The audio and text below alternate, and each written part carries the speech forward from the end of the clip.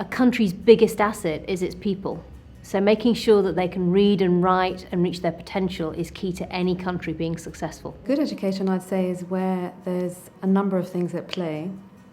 A, that schools exist in the first place. It is also about using education as a vehicle for values and humanitarian values, values of self-esteem, respect for the other, tolerance, peace, solidarity, compassion. But it's also about making sure that you have the right to an excellent education that is going to mean you can fulfill your potential regardless of your birth or background. So we still don't have an even playing field between girls and boys. It's improved hugely in the last 15 years thanks to a lot of global and national initiatives. But in many countries there are still far fewer girls going to school than boys. 31 million girls still fail to get into primary school. The numbers are even greater at secondary school.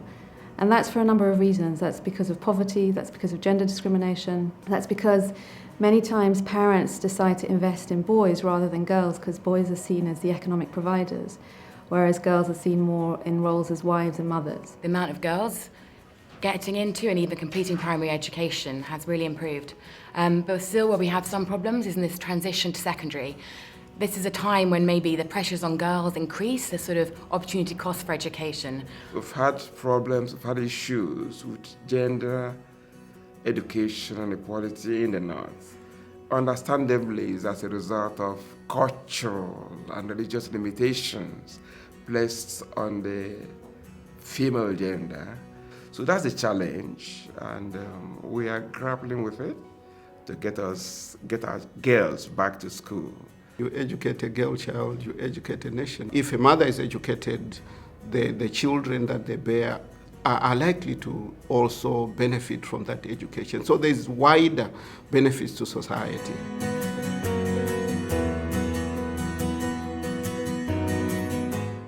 We know that when we get girls into school, they're likely to get married later, possibly have fewer children who'll be healthier, and they're more likely to be able to get into a job and into work. And we also know that when girls and women earn money, they're likely to invest overwhelmingly into their families and their communities, so it's a double win.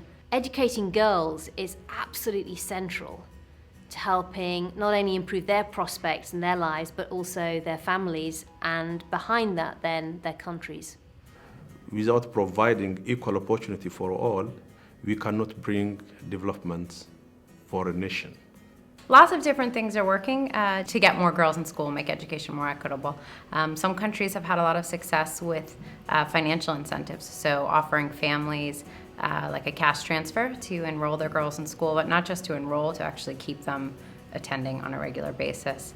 Some of the other things that are working are giving teachers proper training, recognizing the specific needs and vulnerabilities of young women, so simple things like toilets, making sure the distance between school and home is not too great. In Khyber Pakhtunkhwa, which is where we have a big education reform program in Pakistan, they've set up 900 community schools for girls. And that's an amazing thing to have done in a very short period of time in the last 2 years.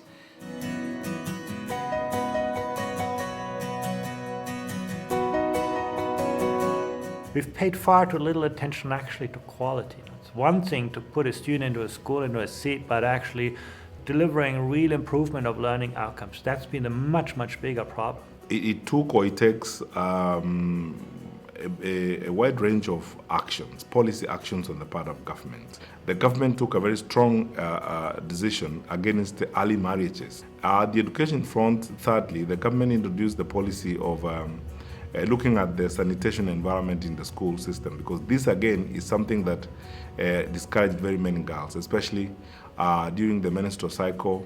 Many girls would drop out of school because they could not afford sanitary towels and so on. Then, of course, there's a limited framework of providing scholarships for girls, assisting girls in certain communities and in certain marginalized circumstances. We started with a program to provide transport to far-flung areas. We are trying to give subsidies to girls, and then we encourage, and even our teams go and visit different villages, different towns, and the people now they are becoming more aware, more and more parents are coming forward and they want their girl child to get education. We in South Sudan have created policies that has to address this. For example, the Girls Challenge Fund is taking shape in South Sudan, and for the first time, 270,000 girls are now able to have access in terms of cash transfer, and this has enabled them to address the immediate needs.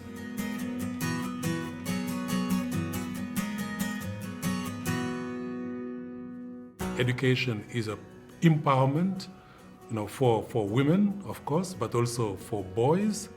You cannot only focus on one half of the population and forgetting the other half. If one is serious about development, I think what we need to avoid here is to do the pendulum swing. We invest a lot in girls' education. That is the right thing to do, and we should continue to do that. But we should, in parallel, invest in the same way, in men and boys, because it doesn't help now to have more and more girls graduating from school and high schools and more boys, falling into criminality and violence. We need to keep that gender lens on it and also make sure that we think about boys as well. Often the focus when we're talking about equality between girls and boys is on what we call parity, that is numbers. So numbers of girls in school, numbers of boys in school. But actually, if we want to build a more equal world, then we need to talk beyond parity and actually look at what gender equality means, both inside school and outside it. Schools are merely a reflection of the societies around them. So for me, it's really important not to forget the wider society in order to change structural barriers to girls' education.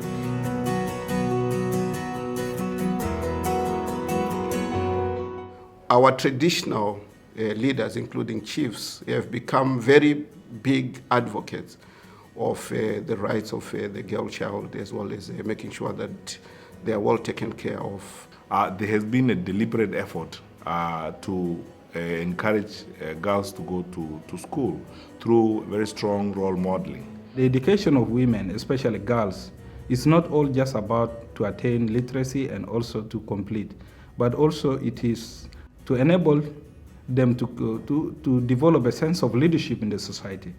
And that is very positive, because a society that is only male-dominated is a society that will not be able to address the needs of the people, the needs of the families.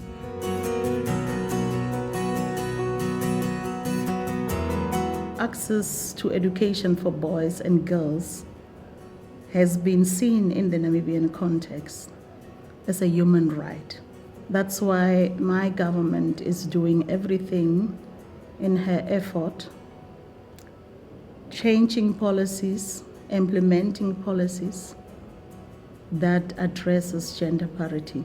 So girls in Namibia are seeing more and more women in decision-making positions. Gender equality is not a women's problem. It's not something that we need to educate women on, or that we need to only address women and young girls. We need all society engaged in it. We need everyone to believe in it, recognize the value and importance of it, and work towards it.